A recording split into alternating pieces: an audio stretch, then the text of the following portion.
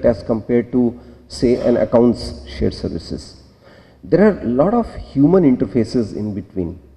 And what is the solution? Can technology handle all of it? There could be a lot of debates on this, but automation is an absolute must. The more the human interventions through the process chain, the more we will have challenges going forward in the shared service. So probably even at the time when we are envisaging to get into shared service, we must spend a lot of time and also commit a lot of resources to automation in case our organization is not at a very evolved phase in terms of automation. The third, employee first. And this, I believe, is extremely important because many a times, and Rajesh, the point which you are making, SLAs, we get drowned in SLAs. We will become very inward looking. SLA is very inward looking. See, when we send out our products, say when I sell a XUV 500 to a customer, the customer perceived quality of that vehicle could be very different as compared to my internal statistics. I may be extremely happy that my R per 100 and R per 1000 and my warranty data is all indicating that I have a world-class product. But is it the same what customer is experiencing? What is customer's definition of the quality of the product?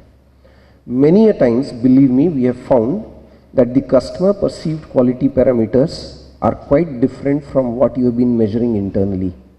And this can be the biggest pitfall of the HR shared service. You tend to, not that those are not important, extremely important. So I'm not undermining, but don't forget this.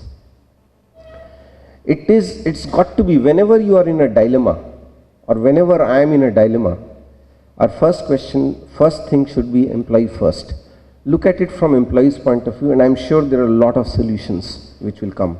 And that's been one of our big learnings. The other is, I have already dealt with, and we've had some discussion also, human touch is not totally eradicated. In fact, I would be very keen to see a HR service, shared service, which has been able to eradicate or completely avoid the human touch. And I think that is where the whole challenge of making it work lies. I don't know, the solution is training, the solution is empathizing, the solution is the right process structuring. I don't know, and I would like to hear from some of you, maybe during Q&A or maybe from my other colleagues on the panel who got much larger experience having been there.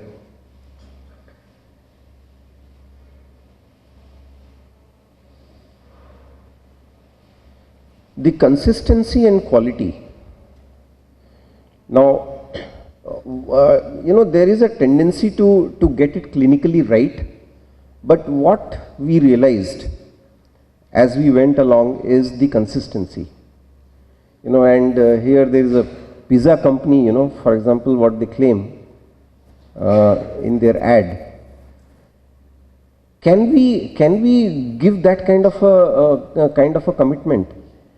So first time right is important, but every time right is more important for HR shared services to really click. And consistency is where you have a very major challenge, be it due to attrition. In shared services, unfortunately, in our country, I don't know how is it globally, the attrition levels are high. And Rajesh, you were mentioning about the providing careers to these remain challenge because the people who are getting into HR shared service, are they seeing it at a lowest end of that HR career hierarchy? And in which case, this problem will always be there, very high level of attrition, etc. One point which I think Rajesh brought up earlier around careers and rotations, and about the talent that we have in HR shared services, is it worthwhile exploring, when we hire entry-level HR people to do some bit of work in HR shared services and come back to HR and vice versa? Yeah, shall I? Please, go ahead. It's a brilliant point. Actually, if you ask me, if I had a choice, yes. The answer would be an emphatic yes. Everybody at the beginning of his or her career in HR has to experience these transactions, because my fear is that many of us, when we started our careers, we have done these transactions by our hand. We have done it, maybe some of us in shifts who were fortunate enough to get that exposure of a time office in a manufacturing industry. We know what is it, when employee comes and doesn't find a service getting delivered, and what feeling does it create? So my answer would be yes. It's a very interesting question, Anu, and I'm glad you raised it, because when I spoke about career tracks, I just touched it superficially. But this end-to-end game of HR has changed. It's not anymore that a classical HR guy starts as a management trainee and you end up as head of HR. No, that track is not there. The track is still there as a generalist if you've run a couple of COEs as well.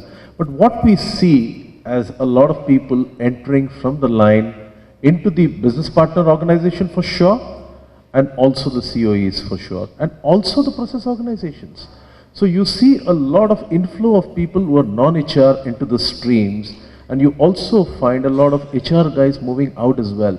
But classically, to answer your question, does it really value add if one were to take it from an HR shared services to a COE, to a business partner organization? Absolutely yes. I think that would be the right value creation in the classical conventional journey, but realizing the fact that you will be challenged by specialists coming from different areas who possibly know it very differently. For example, let us classically take learning and development. You could have somebody coming from the line absolutely who understands the business domain completely end to end and become a learning specialist. Or you could have a chief learning officer who understands processes, frameworks, talent management, leadership COE, and coming from that side of the house as well. Both can coexist. Both can perfectly coexist depending on the organization. HR business partner can, somebody who's a line guy can do that as a station for 2 years and get back into the line job so that he becomes a people manager who understands. So I think those aspects are very, very clear and valid, but I guess these are some of the challenges that we will encounter for sure. Yeah. So now I will just go to my last slide. This is where I started. Primary driver should be very, very clear. Now, this is, I thought, a very, very important point. The line managers, has anyone looked at it from their point of view? For them, HR is partnering business. So, to some extent, they are not bothered about whether the services are coming through shared services or earlier it used to be delivered by. But it's extremely important to know their expectations. When we are talking of transformation, we are talking of HR transformation, HR delivering a higher value and shared services being an enabler. It's extremely important to know from their point of view and also align them to what we are trying to achieve and what we are trying to do. Otherwise, there will be a huge expectation mismatch, and that is what we are experiencing. There is an expectation mismatch. We think that we have migrated up the value chain in HR. They have to see and feel it. So at the end of the day, it's all business. We are not talking of fanciful things. We are into billions dollars business.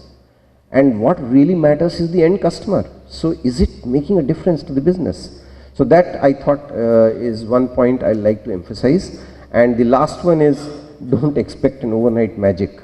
It's a very time-consuming process to really stabilize a world-class HR shared services. So thanks for your very patient listening, and over to you, Ranjita. Can I just add a line before we open it up? I think a lot has been said, but I think the future of HR shared services, just want all of you to wear your thinking hat.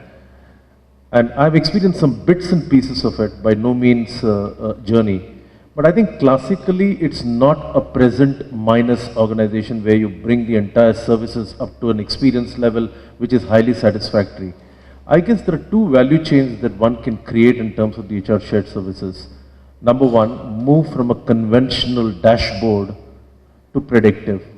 And I'll back this up. To predictive. So talk about the future state that HR shared services can value add. Let me give you a couple of examples which I've tested and tried through research and it has worked, and maybe that's the journey going forward.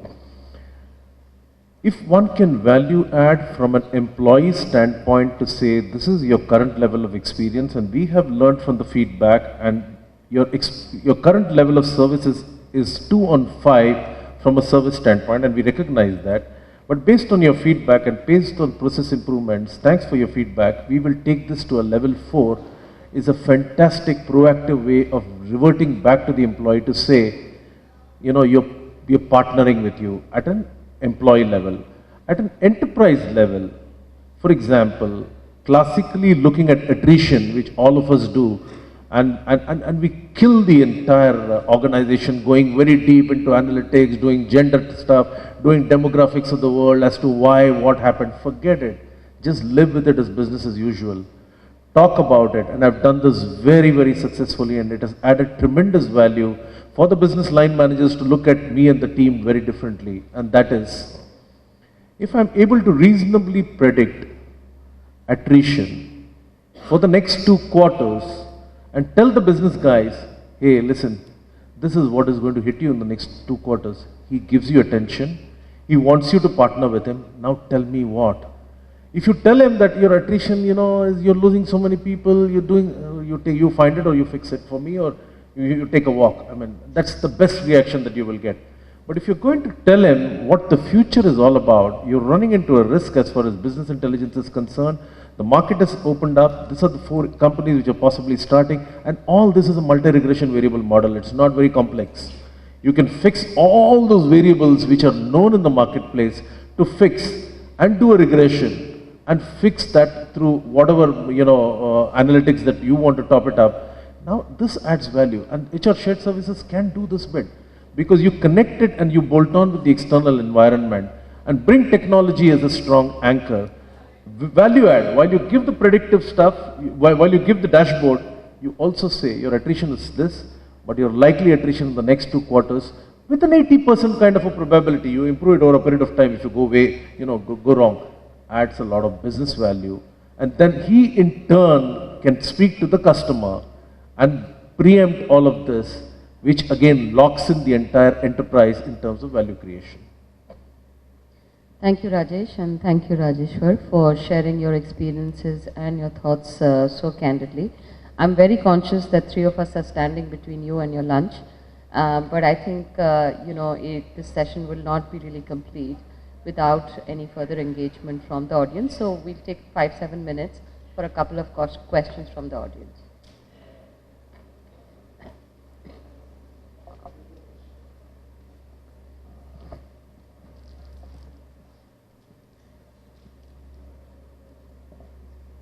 Meanwhile, you can give the mic there also. Yeah, this At is the same time.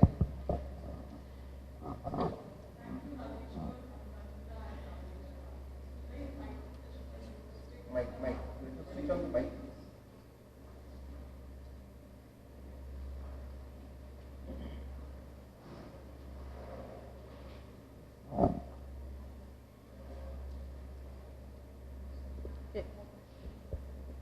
Can you be louder, then I can repeat the question for the audience?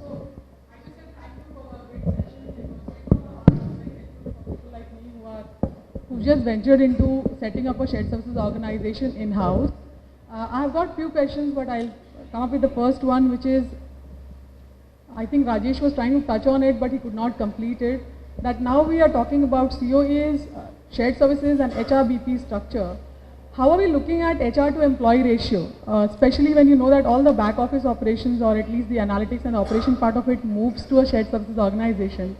Is there a typical ratio of HR to employee which is there in the current scenario which we have in mind? And I'll pause there before I move to the next one, which will be very quick. Yeah, I've done that, and again, there's no right answer. But I've moved from classical, conventional 1:100 in a complete embedded organization to a 1:250 and taken it up to 1:300. But the COE, which supported, was actually classically very slim, and the spanned organization has a very high manager to staff ratio. Eventually, if you look at the entire value chain, depending on the level of automation that you have, you can safely run at a 1 to 200 to 250 kind of a number if you have a complete process end to end. But depending, if you're just starting, your numbers will be fairly high. You may be close to even 100 or an 80, but then you have to keep progressing. It depends on digital connect, the personal connect that you want. Some business guys will want somebody sitting there in a population of 100, and you say, I need this guy, I need a personal connect, so your ratios go up. But if it's a classically matured organization, which more or less the culture is similar and the value systems are deeply, there, and a high sense of automation, 1:250 holds good today in a complete end-to-end game. Yeah, I would agree with that. For us, we actually segment it. So I would segment senior HR business partners for a certain client population, and then junior HR business partners. And the differentiation is the quality of advice and the amount of execution which has to be carried out. At the junior levels, we can go high up to 1:300. At senior levels, 1:150. So it boils down to the same number. Thank you, both of you. I'll just do a very quick another question. Can I just ask you to pause? I just want to take a question there, and then if there's time, we'll come back to you.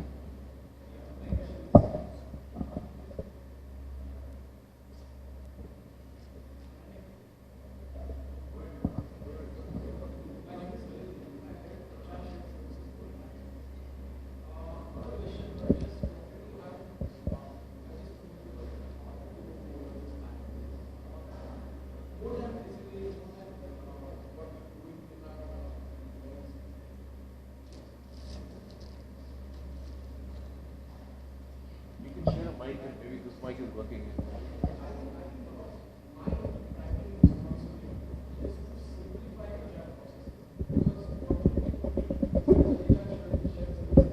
Have visibility to 70 to 80% of the processes, HR processes. So my focus is always on how I can simplify process, how can it be easier for employees to access HR and get the services from HR. So that's been my focus. I'll just quickly share a simple example. I see Sodexo name here. So colleague here sitting with me has just in last fortnight simplified one Sodexo coupon distribution process. Earlier we have a huge facility in New Mumbai, around 15,000 employees work in that facility, and we used to set up around 5 desks. And there is a limitation of setting up desks for distribution of coupons. So we've automated certain systems with the help of our vendor so that the